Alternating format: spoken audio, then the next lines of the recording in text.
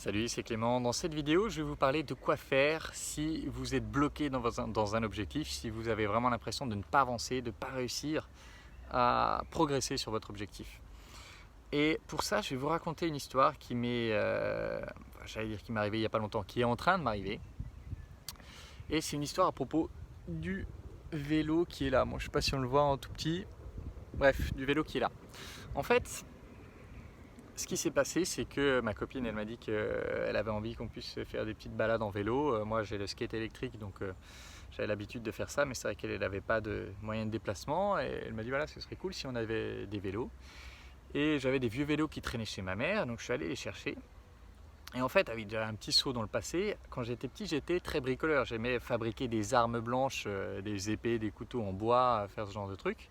J'étais très bricoleur. Et puis, je sais pas, à un moment donné, je l'ai perdu et perdu suffisamment de telle sorte que c'est comme si faire des réparations, ça me semblait impensable par la suite. C'est-à-dire que vraiment, quand j'ai acheté par exemple la maison dans laquelle je vis là, il y avait des taches de peinture dans la salle de bain, les murs sont blancs, il y avait des taches un peu marron à quelques endroits.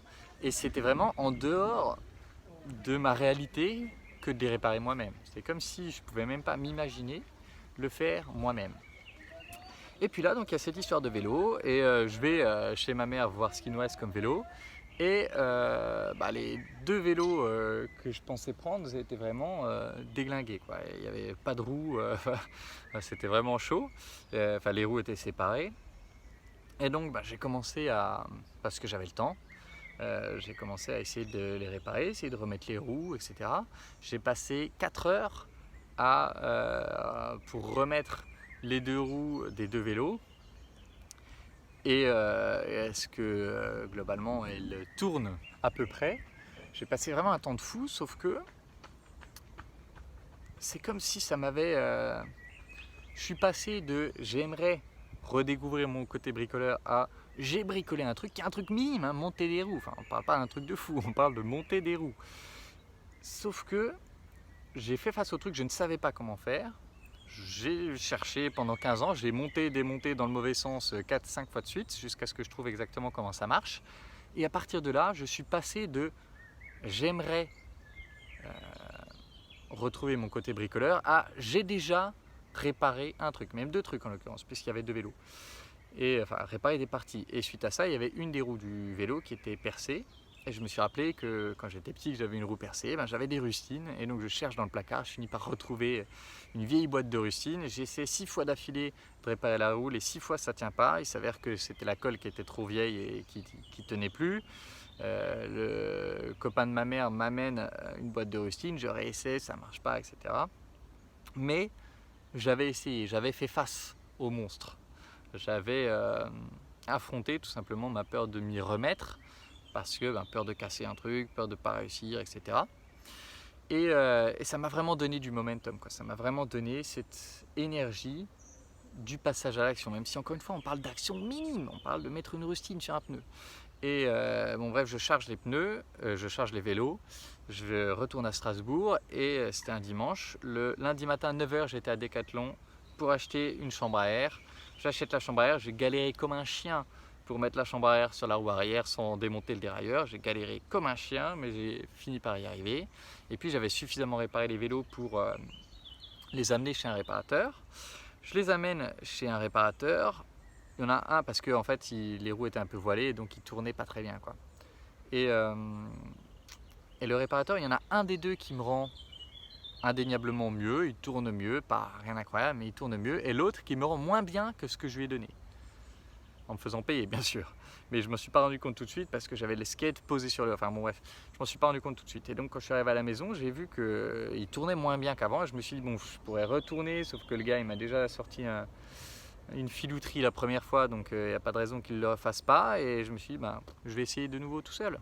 J'avais les outils, j'avais repris les outils de mon père, et donc j'ai commencé à truquer le vélo, et le vélo il est là, et maintenant il roule très bien. Alors il n'a pas de frein avant pour l'instant, je vais encore travailler dessus juste après avoir tourné mes vidéos là, mais en tout cas il roule très bien, il m'a permis de venir jusqu'à cet endroit assez sympa à l'extérieur de Strasbourg. Et Et voilà, encore une fois, petite victoire. Et puis, j'étais en train de laver des trucs dans mon appart et je me dis, tiens, mais en fait, j'ai un pot de peinture blanche en bas, pourquoi est-ce que je tenterais pas de repeindre les petites taches? Et donc, j'ai monté le pot, j'ai commencé à repeindre les petites taches, puis en repeignant les petites taches, je me suis dit, ah putain, puis le coin là, il est quand même bien noir et tout, hop, je repeins le coin, ah, puis les plaintes, elles sont quand même, le dessus des plaintes, il est un peu noir, hop, je repeins les plaintes. Et j'ai pensé à d'autres murs dans ma maison qui avaient des taches noires, je suis allé repeindre ces autres taches, etc. Et ensuite, qu'est-ce que j'ai foutu encore d'autre?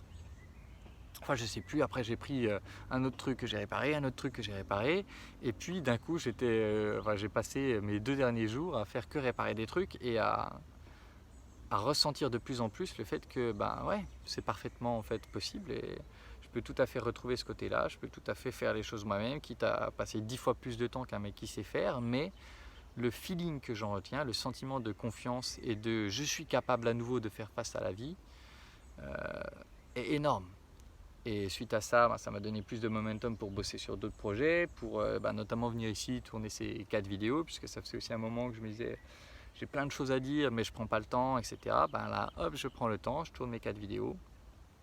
Et j'ai d'autres projets dont je vous parlerai, je pense, dans pas trop longtemps, qui sont top, qui m'ont donné vraiment envie de bosser aussi. Et il y a vraiment toute une dynamique qui s'enclenche et c'est vraiment énorme, de telle sorte que là aujourd'hui,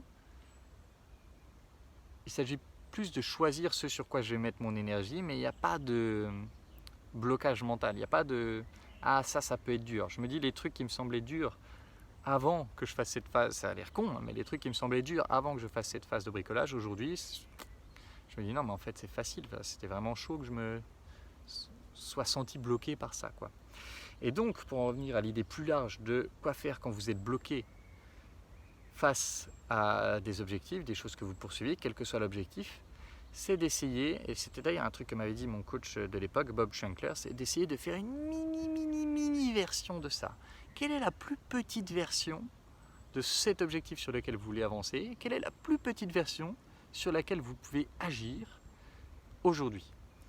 Et c'est intéressant parce que c'est tombé aussi en coaching avec un gars que j'aide par rapport à ses projets pro. Alors normalement je ne fais pas de coaching professionnel, j'en fais plus.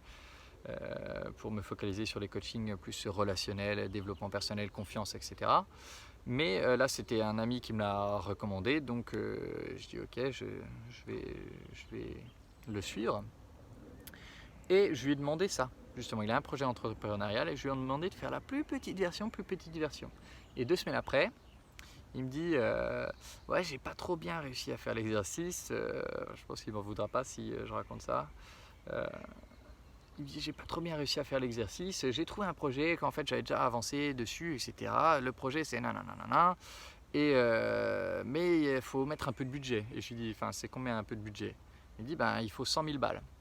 Alors, je regarde, je dis ok, très bien, mais 100 000 balles, sortir 100 000 balles comme ça, avant même de vendre quoi que ce soit, ça me semble pas être ce qu'on pourrait appeler un petit projet. Ça me semble certainement pas être un projet sur lequel tu peux agir là, ce week-end.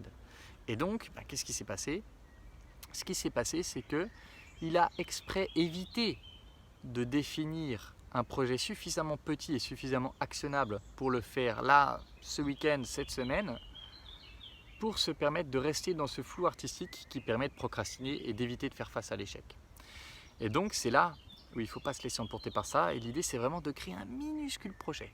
J'en ai déjà parlé je pense dans une autre vidéo, mais quand j'avais le projet de faire du coaching aventure, le minuscule projet c'était j'amène 2 potes faire une aventure à une cascade à 2 heures de Strasbourg. Et je l'ai fait et boum, ça donne du momentum.